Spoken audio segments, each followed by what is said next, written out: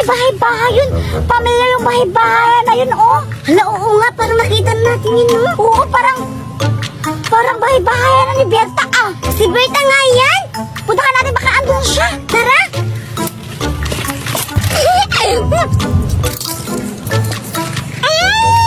Ang tawag-tawag naga at ang crunchy-crunchy pa! Ang laptop talaga ang tinda namin!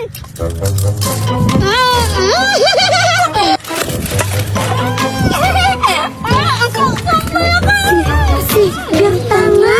Kumakain siya. Oo nga, parang maraming yung tinda niya, oh! Ala, ba't niya kinakain yan? Dito, ang dami-daming paninda ni Berta. Parang siya lang kumakain. Paano siya makakabenta dito, eh? Nasa gilid siya ng gubat. Oo nga! Alam ko na, may plano ako, Surayda. Ano yung GDN? Anuhin mo na lang.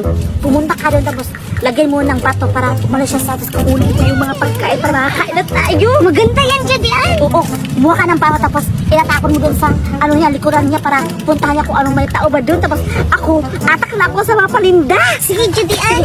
Pumunta ka na doon. Sige na, pumunta ka na muna.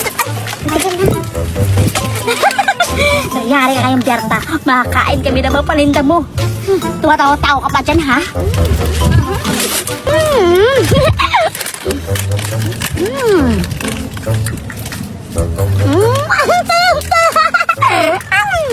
Nabubusog ako nito.